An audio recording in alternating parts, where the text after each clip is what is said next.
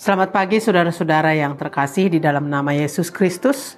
Sebelum kita mendengarkan firman Tuhan pada pagi hari ini, marilah kita berdoa. Kami mengucap syukur, begitu baik Engkau Tuhan dalam hidup kami. Engkau memberkati kami dan mencukupkan segala yang kami butuhkan pada pagi hari ini. Engkau berfirman di tengah-tengah kami. Kami sudah siap untuk mendengarkan. Amin. Firman Tuhan untuk kita pada pagi hari ini tertulis di dalam Kisah Para Rasul 18 ayat 9 sampai dengan ayat 10. Demikian firman Tuhan. Pada suatu malam berfirmanlah Tuhan kepada Paulus di dalam suatu penglihatan. Jangan takut, teruslah memberitakan firman dan jangan diam. Sebab aku menyertai engkau dan tidak ada seorang pun yang akan menjamah dan menganiaya engkau. Sebab banyak umatku di kota ini. Demikian firman Tuhan. Saudara-saudara, istilah jangan takut. Teruslah memberitakan Injil dan jangan diam. Inilah pesan Tuhan kepada Paulus ketika Paulus berada di Korintus. Bahkan jika kita baca keseluruhan dari pasal 18 ini, ada situasi yang menakutkan bagi kalangan Yahudi, karena Kaisar Claudius memerintahkan agar Yahudi meninggalkan kota Roma. Kebijakan itu bisa saja karena ketakutan Romawi terhadap pemberontak Yahudi, atau juga kebijakan yang sengaja dibuat oleh Kaisar untuk menarik simpatik warga kota Roma pada Kaisar dengan mengusir orang asing dari kota itu.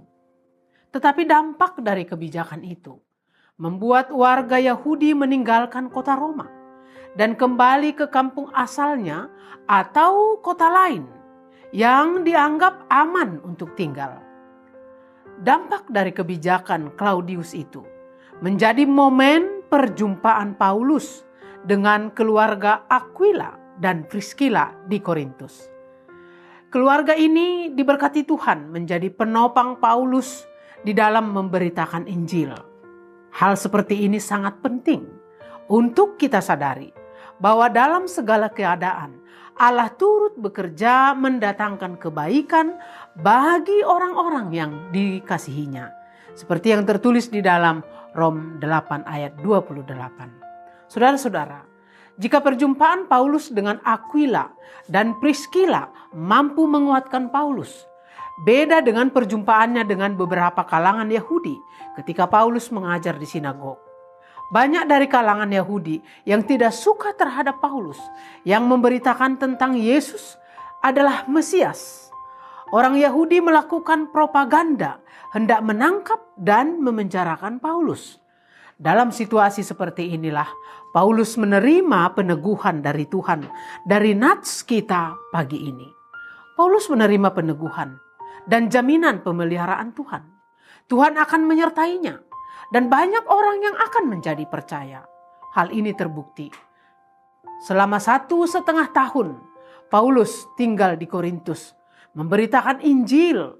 Banyak orang menjadi percaya, aman, dan tidak ada orang yang menganiaya atau mengganggunya. Saudara-saudara, apa yang dialami Paulus juga adalah hal yang sering terjadi dalam hidup kita. Ketika kita berusaha untuk melakukan sesuatu yang baik, akan ada dua sisi yang terjadi. Menerima dan mendukung di satu sisi. Namun di sisi lain akan ada yang menolak dan menentang. Paulus tidak berada pada perhitungan kedua ini. Tapi ia fokus pada peneguhan dan pengutusan Allah agar terus memberitakan Injil. Dia tidak berhenti ketika ditolak. Tetapi dia yakin dan percaya Tuhan menyertainya di dalam melaksanakan pemberitaan Injil. Dia tidak melakukan hitungan berapa jumlah yang mendukung atau menolak. Tetapi dia setia kepada amanat agung Tuhan Yesus yang mengutusnya memberitakan Injil. Paulus tidak takut menunaikan tugasnya karena dia percaya pada penyertaan Tuhan. Saudara-saudara, hal seperti yang dilakukan Paulus ini sangat perlu kita lakukan dalam hidup kita.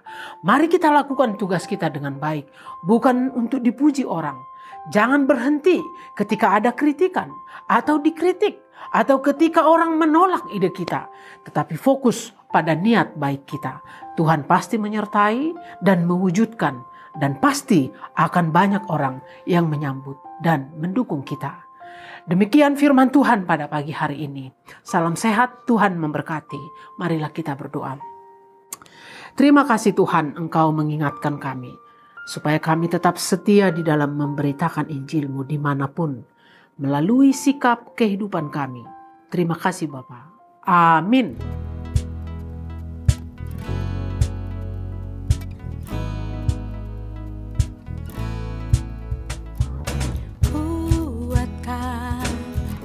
Dan teguhkan hatimu, jangan takut dan tawar hati, sebab Tuhan besertamu. Kuatkan dan teguhkan hatimu, Yesus Tuhan berjalan di depanmu, berikan kemenangan. Yesus, hanya Kau Yesus, perlindunganku, menara kekuatanku. Yesus, hanya Kau Yesus, benteng hidupku, Kau panji kemenanganku. Kuatkan dan teguhkan hatimu, Yesus Tuhan berjalan di depanmu, berikan kemenangan. Yesus, hanya Kau Yesus, perlindunganku, menara kekuatanku. Yesus, hanya Kau Yesus, benteng hidupku, Kau panji kemenanganku. Kuatkan dan teguhkan hatimu, Yesus Tuhan berjalan di depanmu, berikan kemenangan.